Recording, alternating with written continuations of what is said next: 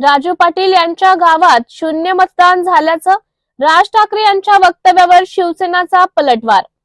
मनसेच्या मेळाव्यात राज ठाकरे यांनी राजू पाटील यांचे नाव घेत असं विधान केलं की राजू पाटील यांच्या गावातून शून्य मतदान झालंय। यावरून शिवसेना शिंदे गटाने पलटवार केलाय। शिवसेना उपजिल्हा प्रमुख राजेश कदम यांनी आपली प्रतिक्रिया दिली आहे। कल्याण ग्रामीण विधानसभेत मनसेला कुठेही शून्य मतदान नाही। राजू पाटील यांच्या गावात मनसेला आघाडी आहे। पराभव कसा झाला याची चर्चा केली पाहिजे। उगाच राज ठाकरे यांना चुकीची माहिती दिली जाते। ज्यात शून्य मतदान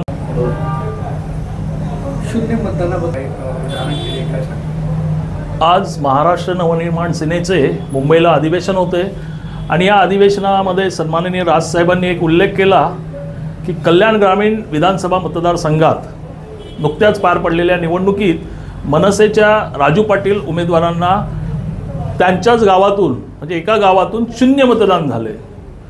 माझ्या माहितीप्रमाणे सन्माननीय राजसाहेबांना कोणीतरी चुकीची माहिती देत आहे किंवा काहीतरी गफलत होते आहे। मनसेला ह्या मतदारसंघातून अशी एकही यादी नाही ज्यात शून्य मतदान झालेलं आहे किंवा त्यांचे उमेदवार पाटील जो त्यांनी उल्लेख केलेला पाटलांचंच गाव आहे, या गावातून म्हणजे काटेई गाव आहे, या गावातून सुद्धा मनसेला सर्वात जास्त मतदान झालेलं आहे। हां, उमेदवार पडला, उमेदवारांना विजयी उमेदवारापेक्षा खूपच कमी मतदान झालं। हे का झालं, कशामुळे झालं याचा उहापोह झाला पाहिजे, याचा म्हणजे बोलतात ना याचं चर्चा झाली पाहिजे। एवढंच आम्ही सांगू, कारण कोणीतरी साहेबांना चुकीची माहिती सांगतंय हे मात्र निश्चित। English medium, Hindi medium, Junior College of Commerce and Science, Nivlali Camp 422401. Admissions open, nursery to 10th for English and Hindi medium, 11th and 12th Commerce and Science. We the Subhashites guide the students from ABCD to great achievements. APMC बाजारात खरबूज फळाचे दर 10 रुपयांनी झाले कमी। वातावरण बदल झाला की बाजारपेठात येणारी फळ देखील बदलतात। सध्या नवी मुंबई मधील एपीएमसी बाजारात खरबूज फळ दाखल होत आहेत, मात्र खरबुजाचे दर हे कमी झाल्याचं चित्र आहे। सध्या बाजारात 40 रुपयांनी एक खरबूज विकला जात आहे, तर याआधी 50 रुपयांनी विकला जात होता। तर दर 10 रुपयांनी खरबुजाचा कमी झाल्याचं व्यापाऱ्यांचं म्हणणं आहे। दरम्यान बाजारात खरबुजाची आवक पुरेशा प्रमाणात येत असून सुद्धा त्याचे दर कमी झाले आहेत, मात्र पुढील काही दिवसात दर वाढण्याची शक्यता आहे। 40 रुपए किलो। 40 रुपए किलो पहले कितना था? पहले था 50 रुपए। तो अभी भाव कम हो रहा है? कम है भाव। भाव कम तो आपको कुछ घाटा हो रहा है? नहीं, उधर से ही कम आ रहा है। उधर से कम आ रहा है। उधर से भी कम आ रहा है। कम। लोग ले रहे हैं? ले रहे लोग। अच्छा, उधर से माल ज्यादा आ रहा है, कम आ रहा है? कम आ रहा है। कम आ रहा है। कम आ रहा है। फिर भी भाव कम हो गया? कम हो रहा है। माल कम है? कोई खाने वाला नहीं है ना, ग्राहक कम है, बाहर नहीं बिक रहा माल। तो कितने रुपए का फर्क पड़ा है? 10 रुपए का फर्क है। आगे भाव बढ़ेगा, कम होगा? बढ़ भी सकता है। कस्टमर जितना होगा ग्राहक इतना माल भाव रेट ज्यादा होगा। आपका नाम?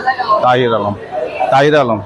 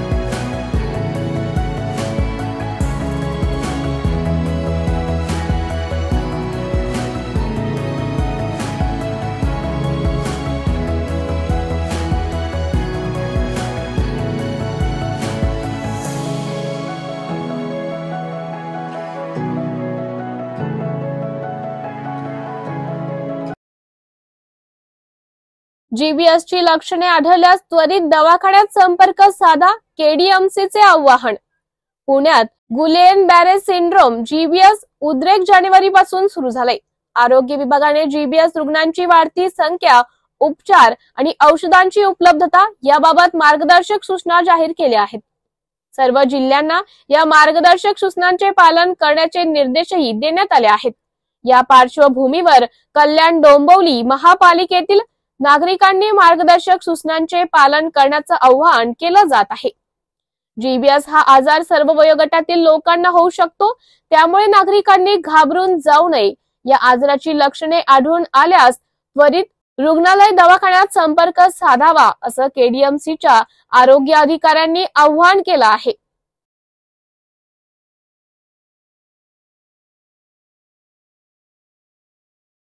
नमस्कार, मी डॉक्टर दीपा शुक्ल, प्रभारी वैद्यकीय अधिकारी, कल्याण डोंबिवली महानगरपालिका.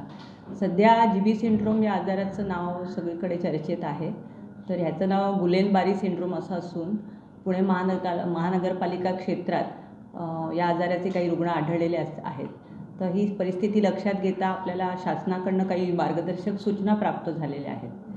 तर आपल्याला असं म्हणता येईल की हा एक ऑटोइम्युन आजार आहे. म्हणजे आपली शरीराची रोगप्रतिकार शक्ती आपल्या नर्वस सिस्टीमवर, पेरिफेरल नर्वस सिस्टीमवर हल्ला करते. त्यामुळे अशा प्रकारचा आजार होतो. तर यामध्ये अचानक निर्माण होणारी दोन्ही बायलॅटरल म्हणजे दोन्ही पायांमध्ये, हातामध्ये कमजोरी निर्माण होते आणि ती वाढत जाऊ शकते. त्यामुळे काही वेळा आपल्याला म्हणजे लवकरात लवकर रुग्णालयामध्ये ॲडमिशन करण्याची गरज पडू शकते.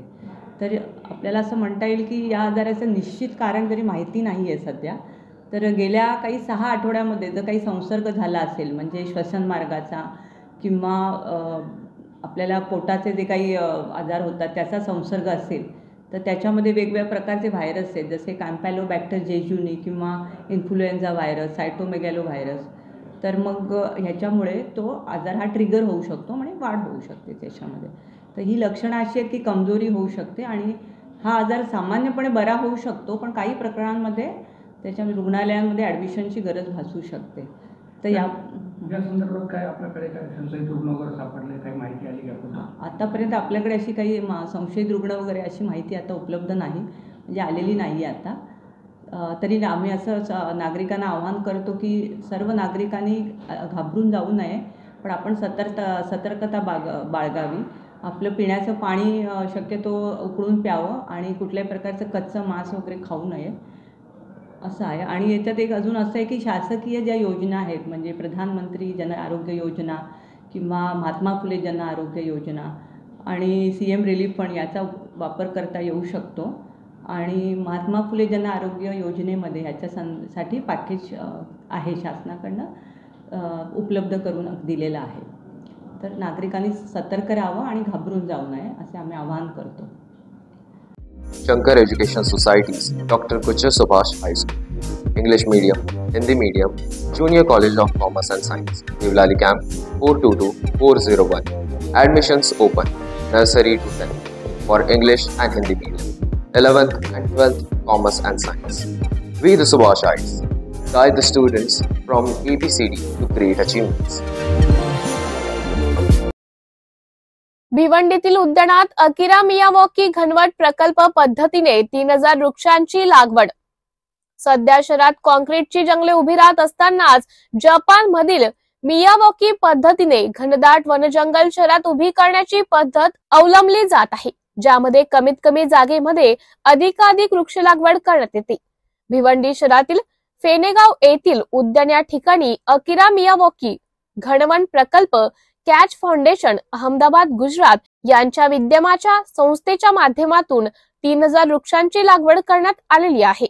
सध्या उष्णतेची तीव्रता वाढली असून मे महिन्यात उष्णतेची लाट अधिक तीव्र होणार आहे. अशा वेळी आपणास निसर्गाचा समतोल साधणाऱ्या वृक्षांची आठवण येते. त्यासाठी जपान मधील अकिरा मियावॉकी या संकल्पनेचा वापर करून घनवन प्रकल्प उभारण्यात येत आहे. या उद्यानात सुपारी, अशोका, पेरू, कामिनी, जास्वंद, कणेर, सोनचाफा, बहावा, कवट, पारिजात, बेल अशा विविध प्रजातींच्या वृक्षांची लागवड करण्यात आली असून या उद्यानाची देखभाल करण्यासाठी अकिरा मियावॉकी ही संस्था भिवंडी महानगरपालिका प्रशासनास सहकार्य करणार आहे। छोट्या जागेमध्ये घनदाट जंगल आणि ते सुद्धा संपूर्ण भारतीय प्रजातीची झाडे आपण इथे लावणार आहोत, जी मधमाशा असोत नाहीतर आपली पक्षी असो, या सर्वांना इथे बागडण्यासाठी एक नैसर्गिक उद्यान तयार होईल। आपल्या भिवंडी महापालिकेच्या क्षेत्राला एअर क्वालिटी इंडेक्स कमी करण्याच्या दृष्टीने पर्यावरण विभागाकडून ज्या सूचना आल्या आहेत ते सगळं तंतोतंत करत आहोत आणि त्याचप्रमाणे त्याच्या अनुषंगाने आणि भिवंडी शहरातील लोकांना एक शुद्ध चांगले हवा मिळावा, अतिशय सुंदर जंगल निर्मिती व लहान मुलांना खेळायला जागा मिळो या हिशोबाने आम्ही केलेल्या आहे। आज हापेज फाउंडेशन म्हणून आपल्या इथे जर्मन कंपनी आहे, जिथे भिवंडी मध्ये गोडाऊन सुद्धा आहे, त्यांनी दिले आणि कॅश फाउंडेशन म्हणून जी NGO आहे त्यांनी आम्हाला संपूर्ण प्रोजेक्ट चालवायला मदत केली। कॅश फाउंडेशनच्या वतीने ही संपूर्ण झाडे इथे लावले गेले आहेत। आजच्या या इथल्या फेणे गावाच्या प्रोजेक्ट मध्ये 3000 झाडं लावलेत। याच्या आधी आम्ही 8000 आणि 3500 अशी अजूनही लागवड केलेली शहरात आपण बघू शकता आणि अशा 6 प्रकारचे प्रोजेक्ट आम्हाला करायचे आहेत। तर कॅश फाउंडेशन या झाडांची नुसती लागवडच नव्हे तर संगोपनाची देखील जबाबदारी घेतलेली आहे आणि सलग पुढची 3 वर्ष हे फाउंडेशन या झाडांची निगा राखणार आहे, त्याची काळजी घेणार आहे। त्यांचा स्ट्राईक रेट 95% आहे, म्हणजे झाडे लावल्यानंतर 95% आहे। अशा कॅश फाउंडेशनच्या माध्यमातून आम्ही अजूनही काही मिळावा की प्रकल्प त्याचप्रमाणे महाराष्ट्र शासनाचं जे स्वप्न होतं। माजी मुख्यमंत्री एकनाथ शिंदेंनी आपल्याला आदेश दिले होते की बांबूचं वन आपल्याला पाहिजे आहे। तर पुढचा वर्ष जो प्रोजेक्ट टार्गेट आहे, सरकारकडे आपण निधीची मागणी केली आहे आणि तो निधी मंजुरीच्या प्रतीक्षेत आहे, अशी बातमी मला कालच समजलेली आहे। अशा रीतीने संपूर्ण पर्यावरणाला अनुकूल आणि नागरिकांच्या सोयीसाठी म्हणून आपण भिवंडी निजामपूर शहर मार्ग हे सर्व पाऊल उचललेले आहेत। घनदाट जंगल आणि ते सुद्धा संपूर्ण भारतीय प्रजातीची झाडी आपण इथे लावणार आहोत, जेणेकरून मधमाशा असो नाहीतर आपले पक्षी असो या सर्वांना इथे बागडण्यासाठी एक नैसर्गिक उद्यान तयार होईल। आपल्या भिवंडी महापालिकेच्या क्षेत्रातला एअर क्वालिटी इंडेक्स कमी करण्याच्या दृष्टीने पर्यावरण विभागाकडून ज्या ज्या सूचना आल्या त्याचं सगळं तंतोतंत फॉलो करत आहे आणि त्याच्या अनुषंगाने आणि भिवंडी शहरातल्या लोकांना एक शुद्ध चांगली हवा मिळो, अतिशय सुंदर जंगल निर्मिती हो, लहान मुलांना खेळायला जागा मिळो या हिशोबाने हे आम्ही केलेलं आहे। आज हफेल फाउंडेशन म्हणून आपल्या इथे जे जर्मन कंपनी आहे, जिचं भिवंडीमध्ये गोडाऊनसुद्धा आहे, त्यांनी CSR फंड दिले आणि कॅश फाउंडेशन म्हणून जी NGO आहे त्यांनी आम्हाला हा संपूर्ण प्रोजेक्ट उचलायला मदत केली। कॅश फाउंडेशनच्या वतीने ही संपूर्ण झाडं इथे लावले गेलेले आहेत। आजच्या या इथल्या फेणेगावच्या प्रोजेक्टमध्ये 3000 झाडं लावलीत। ह्याच्या आधी आम्ही 8000 आणि 3500 अशी अजूनही लागवड केलेली आहे, जी शहरात आपण बघू शकता आणि अशा 6 प्रकारचे प्रोजेक्ट आम्हाला करायचे आहेत। तर कॅश फाउंडेशनने ह्या झाडांची नुसती लागवड नव्हे तर संगोपनाची देखील जबाबदारी घेतलेली आहे आणि सलग पुढची 3 वर्ष हे फाउंडेशन या झाडांची निगा राखणार आहे, त्याची काळजी घेणार आहे। त्यांचा स्ट्राईक रेट 95% आहे, म्हणजे झाडं लावल्यानंतर झाडं जगण्याचं प्रमाण जे आहे ते 95% आहे। अशा कॅश फाउंडेशनच्या माध्यमातून आम्ही अजूनही काही मियावाकी घनवन प्रकल्प, त्याचप्रमाणे महाराष्ट्र शासनाचं जे स्वप्न होतं, माननीय माजी मुख्यमंत्री एकनाथ शिंदे साहेबांनी आपल्याला आदेश दिले होते की बांबूचं वन आपल्याला जास्तीत जास्त लावता आलं पाहिजे। तर पुढचा आमचा जो प्रोजेक्ट टार्गेट आहे ते बांबूचं वन आहे आणि आपण इथे बाजूला वराळा लेक बघत असाल। वराळा लेकचं पाण्याचं शुद्धीकरण हे आपल्या इथले जे प्रोफेसर आहेत काकवीपुरे यांच्या मदतीने आपण आता हाती घेतलेलं आहे। त्याचप्रमाणे या तलावाचं संपूर्ण संवर्धन, ब्युटिफिकेशन यासाठी केंद्र सरकारकडे आपण निधीची मागणी केलेली आहे आणि तो निधी मंजुरीच्या प्रतीक्षेत आहे, अशी बातमी मला कालच समजलेली आहे। अशा रीतीने संपूर्ण पर्यावरणाला अनुकूल आणि नागरिकांच्या सोयीसाठी म्हणून आपण भिवंडी निजामपूर शहर महानगरपालिकेतर्फे ही सर्व पावलं उचलली आहेत। BBS न्यूज या राज्यस्तरावरील 24 तास चॅनलसाठी खालील पदावर काम करणाऱ्या उत्साही, अनुभवी आणि शिकाऊ व्यक्तींची आवश्यकता आहे। तसेच राज्यात सर्वत्र जिल्हावार प्रतिनिधी, कॅमेरामन, मार्केटिंग एक्झिक्युटिव्ह नेमणे आहे। पदाचे नाव: रिपोर्टर, कॅमेरामन, उपसंपादक, कॉपी एडिटर, व्हिडिओ एडिटर, निवेदिका, व्हॉइस ओव्हर आर्टिस्ट। त्वरित खालील नंबरवर संपर्क करा। श्री भरत गोसावी, संचालक, 98 227 85 037। श्री सतीश रुपवते, संचालक, 83 297 62 302। श्री बंटी आढाव, संचालक, 89 561 99 139। शेतकऱ्यांची कर्जमाफी करा, स्वाभिमानी शेतकरी संघटनेचं जिल्हाधिकारी कार्यालयासमोर आंदोलन। शेतकऱ्यांना कर्जमाफी देण्याच्या मागणीसाठी स्वाभिमानी शेतकरी संघटनेच्या वतीने जिल्हाधिकारी कार्यालयासमोर स्वाभिमानी शेतकरी संघटनेचं जिल्हाधिकारी कार्यालयासमोर ठिय्या आंदोलन करण्यात आलं। पीक विम्याची अग्रिम रक्कम देण्यात यावी, तसेच जिल्ह्यात सप्टेंबर महिन्यात झालेल्या अतिवृष्टीचं अनुदान मंजूर होऊनही शेतकऱ्यांना देण्यात आलेलं नाही, त्यामुळे हे अनुदान तातडीने शेतकऱ्यांच्या खात्यावर वर्ग करण्यात यावं अशी मागणीही स्वाभिमानी शेतकरी संघटनेकडून करण्यात आला आहे। दादा, मला काय सांगणार, तुम्ही या ठिकाणी धरणे आंदोलनाचा इशारा दिला होता, आज तुम्ही धरणे आंदोलनाला सुरुवात केली, काय प्रमुख मागणी आहे, काय सांगणार सरकारला? शेतकऱ्यांची संपूर्ण कर्जमाफी जे की या राज्य सरकारने सत्तेत येण्यापूर्वी आश्वासन दिलं होतं ते आश्वासन राज्य सरकारने पूर्ण करावं, शेतकऱ्यांचा 7/12 कोरा करावा, ही प्रमुख मागणी आजच्या या आंदोलनाची आहे। जिल्ह्यातल्या मागण्यांच्या अनुषंगानं सप्टेंबर महिन्याच्या पहिल्या आठवड्यात अतिवृष्टी होऊन खरीप पिकांचं अतोनात नुकसान झालेलं आहे। त्या नुकसानीचा 412 कोटीचा अहवाल राज्य सरकारला गेला होता। ते 412 कोटी रुपये येऊन 2 महिने झालेत, तरीही या नाकर्त्या प्रशासनाच्या ढिसाळ कारभारामुळे शेतकऱ्यांना अद्यापपर्यंत ते अनुदानाचे पैसे मिळालेले नाहीत। दुसरा एक महत्त्वाचा विषय की आमचा अग्रिम पीक विमा, खरीप पिकांचा नुकसानीच्या ज्या तक्रारी झाल्यात आणि अग्रिम पीक विमा जो 25% मंजूर केलेला होता, तर तो 270 कोटी रुपये पीक विमा मंजूर असतानाही अद्यापपर्यंत विमा कंपनीना तो शेतकऱ्यांच्या खात्यावर वर्ग केलेला नाही। या सर्व मागण्यासाठी आज आम्ही या जिल्हाधिकारी कार्यालयासमोर धरणे आंदोलन करत आहोत।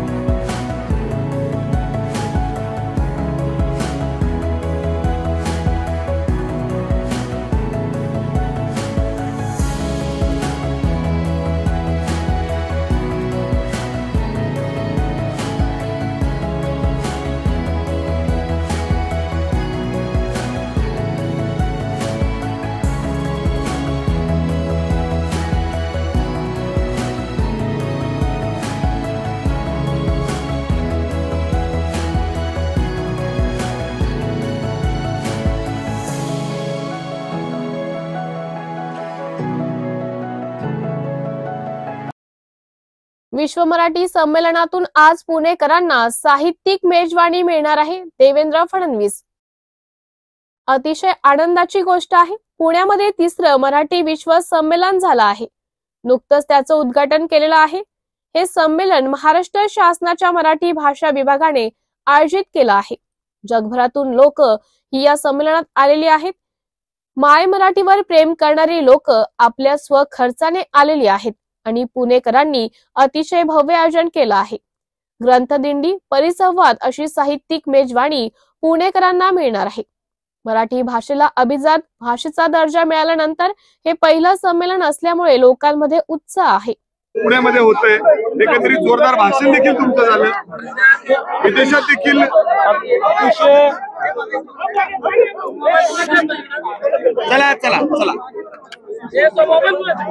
अतिशय आनंदाची गोष्ट आहे।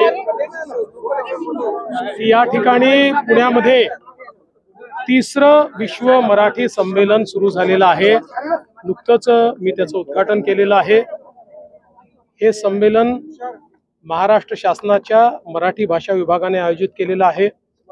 जगभरातनं लोक या संमेलनाकरता आलेले आहेत।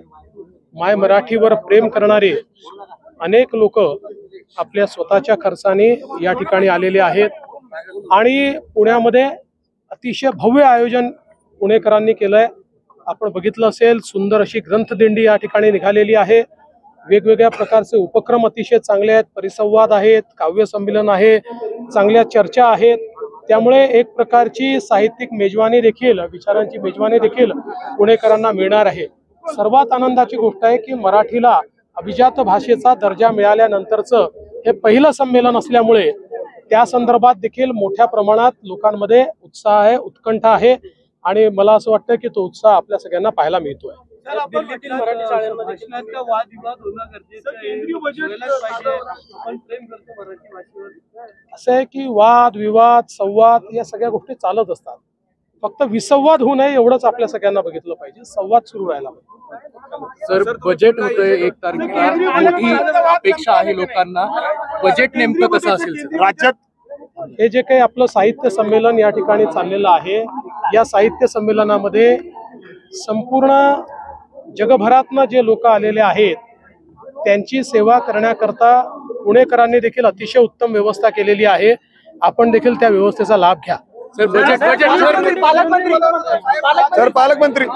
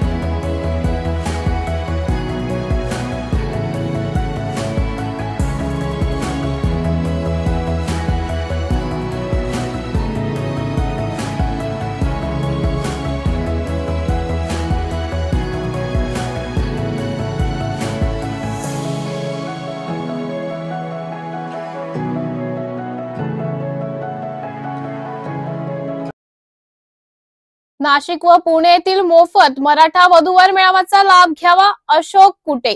अखंड मराठा समाज व मराठा सोयरीक संस्थेचा उपक्रम. प्रति माननीय संपादक, अखंड मराठा समाज व मराठा सोयरीक संस्था यांच्या संयुक्त विद्यमानाने नाशिक शहर व पुण्यामध्ये खेड राजगुरुनगर येथे मोफत मराठा वधूवर मेळाव्याचे आयोजन केले असल्याची माहिती महाराष्ट्र माझा परिवारचे संस्थापक अध्यक्ष विकास भागवत, मराठा सोयरीक संस्थेचे संस्थापक अध्यक्ष अशोक पांडुरंग कुटे, डॉक्टर संजय कुमार गायधनी, डीजी पाटील, शरद जगताप, योगेश पाटील यांनी दिली आहे. अखंड मराठा समाज, नाशिक जिल्हा मराठा विद्याप्रसारक समाज व मराठा सोयरीक संस्था यांच्या संयुक्त विद्यमानाने नाशिक शहरात रविवारी दिनांक 2 फेब्रुवारी 2025 रोजी दुपारी 12 वाजता श्री रावसाहेब थोरात सभागृह, MVP hall, Gangapur road, Nashik शहर येथे 93वा व पुणे जिल्ह्यातील रविवारी 9 फेब्रुवारी 2025 रोजी सकाळी 11 वाजता राजगुरुनगर, खेड, जुना घाट, हॉटेल साईराज मंगल कार्यालय येथे 94वा मोफत वधूवर मेळाव्याचे आयोजन केले आहेत. यामध्ये नाशिक मधील मेळाव्यासाठी प्रमुख पाहुणे महाराष्ट्राचे कृषी मंत्री माननीय नामदार माणिकराव कोकाटे साहेब, तर प्रमुख उपस्थिती म्हणून MVP संस्थेचे अध्यक्ष माननीय डॉक्टर सुनील उत्तमराव ढिकले आणि संस्थेचे सरचिटणीस माननीय ऍडव्होकेट नितीनजी ठाकरे यांची असणार आहे. आतापर्यंत संस्थेकडून 4000 पेक्षा जास्त लग्न जमलेले आहेत. त्यापैकी 613 लग्न हे विधवा, विधूर, घटस्फोटित यांचे झाले आहेत. 92 मोफत वधूवर मेळावे घेतलेले आहेत. मराठा सोयरीक संस्था ही गेल्या अनेक वर्षापासून सामाजिक भावनेतून लग्न जमवण्याचे हे कार्य करत आहे. या दोन्ही मेळाव्यांसाठी संपूर्ण राज्यातून विविध जिल्ह्यातून अनेक वर वधू पालक उपस्थित राहणार आहेत. मेळाव्यामध्ये येताना मुला मुलींनी स्वतःचे पालकांसोबत येऊन बायोडाटा व आधार कार्ड झेरॉक्स आणणे गरजेचे आहे. अगोदर नाव नोंदणी करण्याची गरज नाही. डायरेक्ट मेळाव्यात येऊन नाव नोंदणी करता येईल.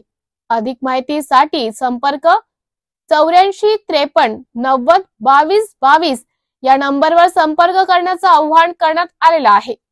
या मेळाव्यामध्ये समोरासमोर स्थळे बघून एकमेकांसोबत बोलण्याची संधी मिळणार आहे. जास्तीत जास्त पालकांनी दोन्ही मेळाव्यांचे लाभ घ्यावा असं आवाहन जयश्री कुटे, ज्ञानेश्वर कावडे, प्राध्यापक शंकरराव सोमवंशी, प्राध्यापक राजाराम मुंगसे सर, डॉक्टर प्रतापराव कोठावळे पाटील, चंद्रभान मते, शिवाजी हंडोरे, चेतन शेलार, धनंजय घोरपडे, चिंतेश्वर देवरे, दीपाली चव्हाण यांनी केले आहे. कृपया प्रसिद्धीसाठी आपले सभागृह MVP हॉल गंगापूर. असं म्हणतात की लग्नाच्या गाठी या स्वर्गामध्ये बांधल्या जातात, परंतु आम्ही म्हणतो लग्नाच्या गाठी या आमच्याकडे म्हणजे आपल्या मराठा शौरिक संस्थेमध्ये बांधल्या जातात. जय जिजाऊ, जय शिवराय. मी अशोक पांडुरंग कुटे, संस्थापक अध्यक्ष, मराठा शौरिक संस्था वधूवर सूचक केंद्र.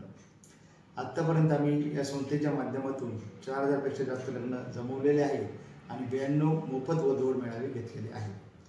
आपले पुढील मेळावे हे नाशिक शहर व पुण्यामध्ये होणार आहे. 93वा मोफत मेळावा हा नाशिक शहरामध्ये नाशिक जिल्हा मराठा विद्या प्रसारक समाज, अखंड मराठा समाज व मराठा शौरिक संस्था यांच्या संयुक्त विद्यमाने 93वा मोफत मेळावा होत आहे. हा मेळावा रविवार दिनांक 2 फेब्रुवारी 2025 रोजी दुपारी 12 वाजता श्री रावसाहेब थोरात सभागृह MVP hall Gangapur road Nashik शहरामध्ये होणार आहे.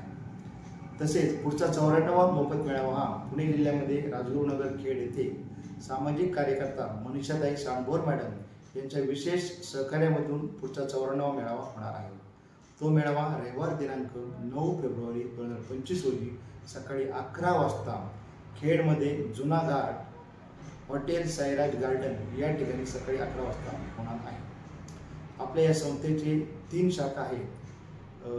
त्यापैकी पहिली शाखा नगर शहरामध्ये पाईपलाईन रोड, दुसरी शाखा पुण्यामध्ये चंदननगर आणि तिसरी शाखा नाशिकमध्ये नाशिक रोडला मूर्तिधाम मंदिरामध्ये मूर्तिधाम मंदिराजवळ आपली तिसरी शाखा आहे. आणि संस्थेचा फोन नंबर पुढील प्रमाणे 84 53 90 22 22. दुसरा नंबर आहे 74 477 85 910. या मेळाव्याबाबत सूचना: वधूवरांनी स्वतः बायोडाटा, आधार कार्ड झेरॉक्स घेऊन पालकांसोबत येणं बंधनकारक आहे. वधूवरांनी स्वतः येणं खूप गरजेचं आहे. अगोदर नाव नोंदणी करण्याची गरज नाही. आपण डायरेक्ट मेळाव्याच्या ठिकाणी नाव नोंदणी करू शकता. आणि हा मेळावा अविवाहित, विधवा, विधुर, घटस्फोटित असा सर्वांसाठी हा मेळावा आहे. महाराष्ट्रातील वेगवेगळ्या भागातून अनेक वधूवर पालक या मेळाव्याला येणार आहेत. त्यामुळे जास्तीत जास्त वधूवर पालकांनी या मेळाव्याचा लाभ घ्यावा असं मी आपणास आवाहन करतो. थांबतो. धन्यवाद. जय जिजाऊ.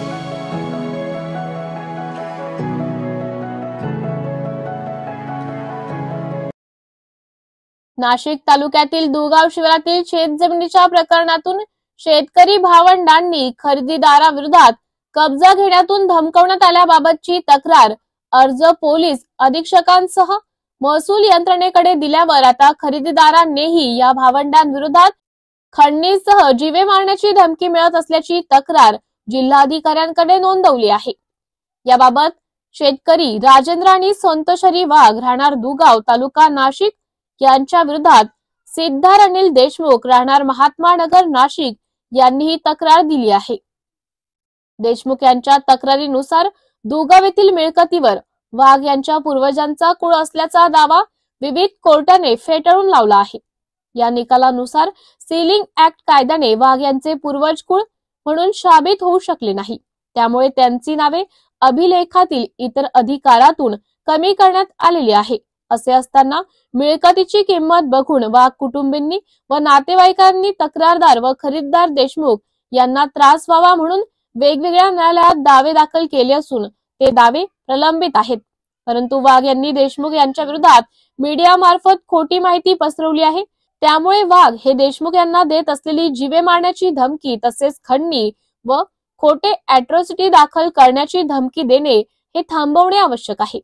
केसेस व प्रकरणे दाखल करून माझा मानसिक, शारीरिक व आर्थिक नुकसान करण्याचे वाईट हेतूने, पश्चात बुद्धीने माझी समाजात असलेली चांगली प्रतिमा मलिन व्हावी यासाठी माझे सिद्धकट कारस्थान करत आहेत. तरी या सर्व प्रकरणासंबंधी मी योग्य ती कायदेशीर कारवाई सामनेवाले यांच्या विरुद्ध करणे आवश्यक आहे. त्यानुसार संबंधित भावंडांवर गुन्हा दाखल करण्याची मागणी देशमुख यांनी दिनांक 23 रोजी केलेल्या तक्रार अर्जात केली आहे. मी सिद्धार्थ अनिल देशमुख. काही दिवसांआधी गट नंबर 191 दुगाव या संदर्भात काही खोट्या बातम्या किंवा काही खोटे आरोप प्रत्यारोप केले गेले होते. तर त्या संदर्भात काही छोटा खुलासा करण्याबाबत आज मी साहेबांना भेटलोय. तर याच्याबद्दलचा विषय असा आहे की गट नंबर 191 याची मी खरेदी घेतलेली असून मूळ मालकी सदरी माझं नाव लागलेलं असून जे काही म्हणतायत की आम्ही इथे कुळ आहे किंवा 4 पिढ्यांपासून कसतोय, तर ह्यांचं कधीच कुळ म्हणून कुठेही हे साबित झालेले नाही आहेत आजपर्यंत. यांच्या विरोधातल्या सगळ्या ऑर्डर आहेत. आणि तेवढंच नाही तर वारंवार आम्ही पण तिथे कधी गेल्यानंतर आम्हाला तिथे उलट मारहाण करायचा प्रयत्न किंवा आमच्यावरती धावून यायचं, कोयते घेऊन यायचं, उलट आम्हाला तिथे खूप त्रास होतोय. आणि याची वारंवार तक्रार आम्ही केलेली असून याच्यावर अजूनपर्यंत अद्याप कुठल्याही प्रकारचा ऍक्शन घेतली गेलेली नाही.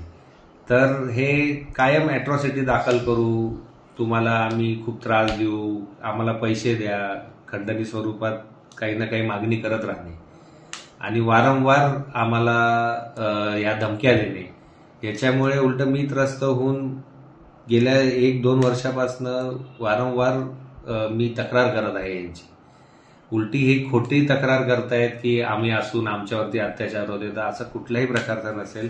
तर माझ्याकडे सगळे पुरावे आहेत आणि या पुराव्यासह मी बोलत आहे. आज मालक सदरी पण फक्त माझं नाव आहे, इतर अधिकारामध्येही ते कुठेहीच नाही आहेत. त्याच्यानंतर जे तक्रारदार आहेत त्यांच्या वडिलांनी आम्हाला स्वतः कन्फर्मेशन डीड दिलेली आहे सब रजिस्ट्रारकडे, जी त्यांच्या वाली वारसांवरती बंधनकारक आहे. हे सगळे सब रजिस्ट्रारकडचे सगळे रजिस्टर्ड डॉक्युमेंट असताना देखील हे खोट्या बातम्या किंवा हे खोटे आरोप करत आहेत. याच्यामुळे माझ्यावरती काही प्रसंग ओढून येऊ शकतो किंवा माझ्यावर सारखी अॅट्रॉसिटी दाखल करायची धमकी देणे, खंडणी मागायचे हे प्रयत्न करतात. याच्यामुळे उलट माझ्या पण जीवाला धोका आहे आणि काही जर विषय झाला तर याच्यामध्ये सर्वस्व ते जबाबदार आहेत. राजेंद्र हरिवाघ, संतोष हरिवाघ आणि तिथे त्यांना मदत करणारे काही गावगुंड आहेत, ते त्यांना मदत करतात. तर त्या आपण ह्या सगळ्या गोष्टींची दखल घ्यावी आणि शासनाने मला याच्यात योग्य तो न्याय द्यावा, हीच माझी विनंती.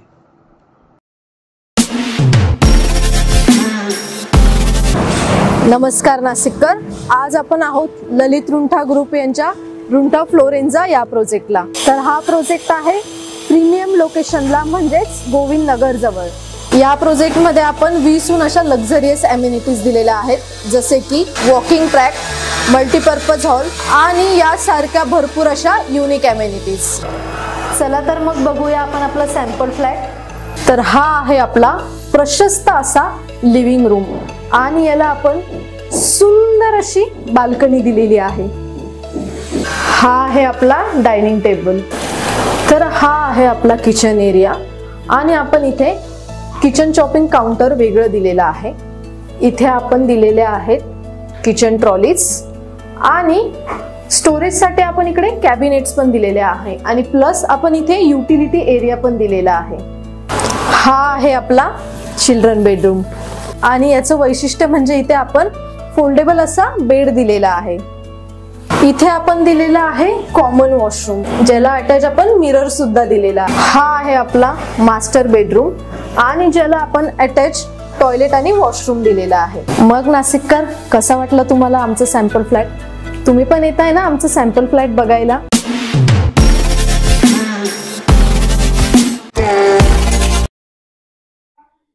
महाराष्ट्रात कळत न कळत एक युद्ध सुरू झालं आहे. मांसाहार विरुद्ध शाकाहार. जितेंद्र आव्हाड म्हणाले. शालेय पोषण आहारावर जितेंद्र आव्हाड म्हणाले, 24 लाख विद्यार्थ्यांना पौष्टिक आहार अचानक बंद करण्यात आले आहे. गरिबांच्या मुलांना पौष्टिक मिळकत नाही. पुरोगामी महाराष्ट्राने अंडी बंद करावी हे दुर्दैव आहे। एकीकडे करोडो करार बाहेर देशात करून आले, पण आपल्याकडे अंडी बंद केले। आता महाराष्ट्रात फक्त बोरमिटा खाणाऱ्या पोरांनी जगायचं का? हा महाराष्ट्र गरिबाचा नाही का? मुलांच्या आरोग्यावर परिणाम होईल अशी महाराष्ट्र सरकारची भूमिका आहे का? आमच्या मनात दाट शंका आहे। बीजेपी शासित मध्य प्रदेश, गुजरात, राजस्थान आणि आता महाराष्ट्र यांनी अंड बंद केली आहे। याचबरोबर दक्षिणेतली जे राज्य आहेत, कर्नाटक, आंध्र प्रदेश, तामिळनाडू, केरळ यांनी अंड्याचं प्रमाण वाढवलं। कुठे छुपा अजेंडा तरी राबवत नाही ना मनोवादाचा? महाराष्ट्रात कळत नकळत एक युद्ध सुरू झालं आहे, मांसाहार विरुद्ध शाकाहार। शाकाहारांपेक्षा 90% लोक परंपरेने मांसाहारी आहेत। शाकाहारी माणसांचं वजन जास्त असल्यामुळे राजकीय, शासकीय त्यामुळे अंड्यावरती आले। शासनाने शाकाहारी मांसाहारी बंद करावं, याच्यातून प्रोटीन्स, विटॅमिन्स मिळतो ते सुरू करावे। शाकाहार हा वाद येतो कुठून? ज्याला जे आवडतं ते खाऊ द्या ना। शाळेत पण तुम्ही हे सुरू करणार का? द्या आमच्या मुलांना गरम दुधातून बॉर्नव्हिटा, हॉर्लिक्स, आमचे पोरं प्यायला तयार आहेत। क्या गरीबों की जान जान नहीं होती शेठ, असं देखील जितेंद्र आव्हाड म्हणाले। बघूयात यावेळी जितेंद्र आव्हाड नेमकं काय म्हणाले ते। येतो कुठनं हा वाद, येतो कुठनं? आणि ज्याला जे आवडतं ते खाऊ द्या ना। आता शाळेत पण तुम्ही हे सुरू करणार का? मग द्या आमच्या पोरांना सकाळ मस्त गरम दूध, कॉम्प्लान, बोर्नव्हिटा, हॉर्लिक्स वगैरे टाकून देतो आम्ही, आमची पोरं प्यायला तयार आहेत ना।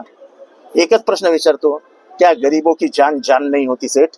सर लाडक्या बहिणीला या निवेदनाचा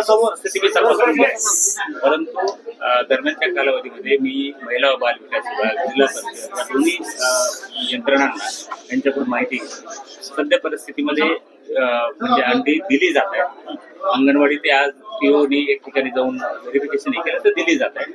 मात्र आमदार महोदयांनी निवेदन दिलेलं आहे, ते निवेदन शासनापर्यंत पोहोचवणं माझं कर्तव्य आहे।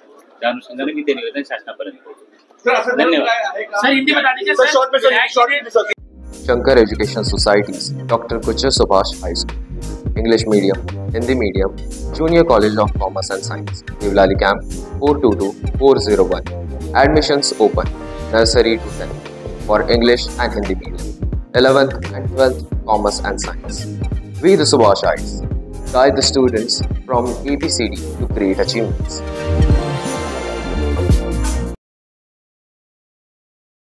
सरपंच संतोष देशमुख हत्या प्रकरणातील आरोपी सुदर्शन घुलेला 14 दिवसांची न्यायालयीन कोठडी। सरपंच संतोष देशमुख हत्या प्रकरणातील आरोपी सुदर्शन घुलेला आज बीड जिल्हा विशेष सत्र न्यायालयात व्हीसी द्वारे हजर करण्यात आले। यावेळी न्यायालयाने सुदर्शन घुलेला 14 दिवसांची न्यायालयीन कोठडी सुनावली। डिजिटल एव्हिडन्सच्या आधारे न्यायालयाने सुदर्शन घुलेला 5 दिवसांची एसआयटी कोठडी सुनावली होती। ही कोठडी संपल्यानंतर आज न्यायालयात सुनावणी झाली। या सुनावणी दरम्यान पुन्हा सुदर्शन घुलेला 14 दिवसांची न्यायालयीन कोठडी सुनावली गेली आहे।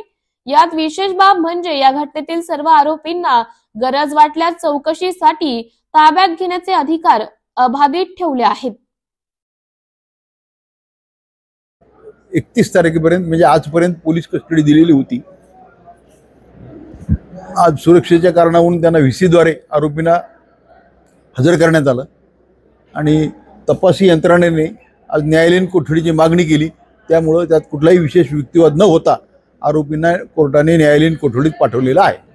तपासात काय निष्पन्न झाले या बाबी काही आज विस्तृत स्वरूपात काही सांगता येणं शक्य नाही।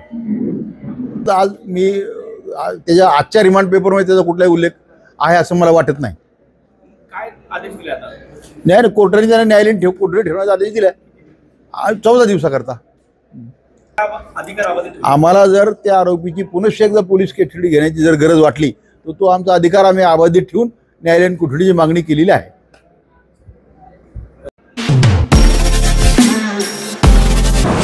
नमस्कार नाशिककर, आज आपण आहोत ललित रुंठा ग्रुप यांच्या रुंठा फ्लोरेन्झा या प्रोजेक्टला। तर हा प्रोजेक्ट आहे प्रीमियम लोकेशनला म्हणजेच गोविंद नगर जवळ। या प्रोजेक्टमध्ये आपण 20हून अशा लक्झरियस अम्युनिटीज दिलेल्या आहेत, जसे की वॉकिंग ट्रॅक, मल्टीपर्पज हॉल आणि यासारख्या भरपूर अशा युनिक अम्युनिटीज।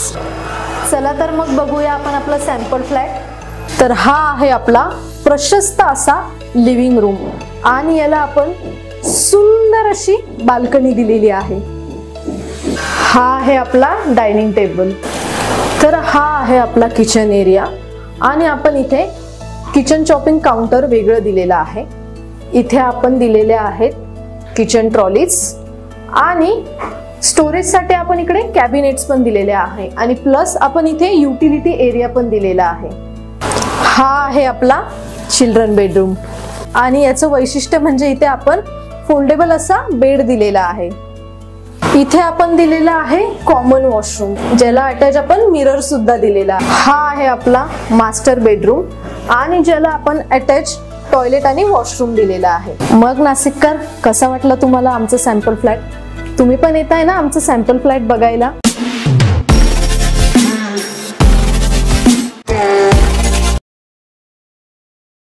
उन्हाची चाहूल लागताच चोपड्यातील रस्त्यावर रसवंती गृह उघडली. जानेवारी महिन्याच्या शेवटच्या आठवड्यात उन्हाचा पारा तापू लागल्याने दिवसा उन्हाचे चटके, रात्री थंड असा दुहेरी वातावरणाचा सामना नागरिकांना करावा लागत आहे. दिवसा तापत्या उन्हापासून बचाव करण्यासाठी नागरिक थंड पेयाकडे वळताना दिसत आहे. रस्त्याच्या साईडला रसवंती गृह सुरू झालेली दिसत आहेत. रस्त्याने येणारे जाणारे लोक उसाचा रस पिऊन काही काळ विश्रांती घेतात. चोपडा शहरापासून 1 किलोमीटर अंतरावर धुळे रस्त्याला गेल्या 13 वर्षापासून रसवंतीचे दुकान लावणारे दुकानदार संतोष माळी यांनी या बाबतीत अधिक माहिती दिली आहे. आपण आता रसवंती सुरू केलेली आहे. हा, चालू केली आहे दादा आता. आज कधीपासून सुरुवात केली आहे? आज पहिलाच दिवस. आज पहिला दिवस आहे. उन्हाचे चटके लागताय आता. उन्हाचे चटके लागायला लागले ना, त्याच्याकरता सुरुवात केली आहे. येणारे जाणारे जे वाहन चालक आहेत ते थांबत असतील. मग थांबताना ते, कारण की आपल्याला 13 वर्ष झाले, त्याच्यामुळे सगळे कस्टमर वैशिष्ट्य आहेत ना. 13 वर्षापासून आपण रसवंती सुरू करत आहे. आणि या वर्षी म्हणजे आता तापमान वाढत असल्याने आता सुरुवातच आहे ना. सुरुवातच आहे. आता जानेवारी संपला की लगेच तापमान वाढते ना. तापमान. तर ऊस वगैरे कुठून आणताय? ऊस आपला घरचाच आहे. म्हणजे बाहेरून विकत आणायची गरजच नाही. घरचाच ऊस आहे. किती महिने चालते आपले? जून महिन्यापर्यंत. जून महिन्यापर्यंत. म्हणजे पाऊस जोपर्यंत चांगला पडत, जोपर्यंत पाऊस पडत नाही तोपर्यंत इथून फी हालत नाही. येणाऱ्या जाणाऱ्यांची संख्या म्हणजे वाहनं थांबत असतील? थांबत असतात ना, कारण की लग्न सगळं चालू झाली की लगेच मोटरसायकलवाले, पिकअपवाले सगळे थांबतात मग. अच्छा. बसण्याची व्यवस्था सगळी व्यवस्था आहे ना. 70-80 खुर्ची आहे एकदम बसण्यासाठी आणि थोडासा आराम देऊन जातो ना. बसलं म्हणजे थोडासा फ्रेश होऊन जातो माणूस. बरोबर.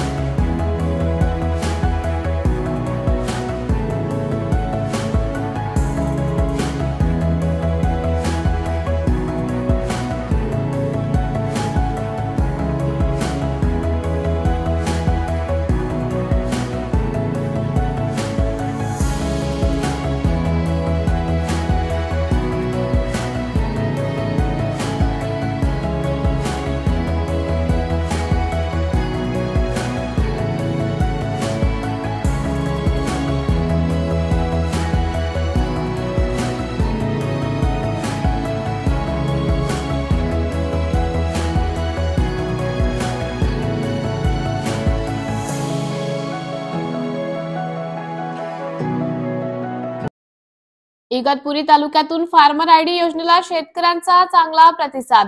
महाराष्ट्र शासनाने सुरू केलेल्या फार्मर आयडी योजनेला इगतपुरी तालुक्यातून अत्यल्प प्रतिसाद मिळत आहे. याच अनुषंगाने इगतपुरी तहसील कार्यालयाने गावोगावी फार्मर आयडी कॅम्प योजना राबवण्यास सुरुवात केली आहे. पीक विम्याचा लाभ घेण्यासाठी, हवामान अंदाज, नुकसान भरपाई मिळवण्यासाठी, मृदा आरोग्य पिकाची माहिती तसेच बाजारभावाची माहिती मिळवण्यासाठी शेतकऱ्यांनी आपली नोंदणी करून कार्ड काढून घ्यावे, जेणेकरून शेतकऱ्याला कुठल्याही अडचणीचा सामना करावा लागणार, असं आवाहन तहसीलदार अभिजात बारावकर यांनी केले आहे.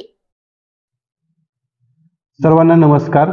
इगतपुरी तालुक्यातील तमाम शेतकरी बांधवांना तहसील कार्यालय इगतपुरीच्या वतीने नम्रपणे आवाहन करण्यात येते की राज्य शासनाच्या व केंद्र शासनाच्या वतीनं ॲग्रिस्टॅट योजना शेतकऱ्यांसाठी सुरू करण्यात आली आहे।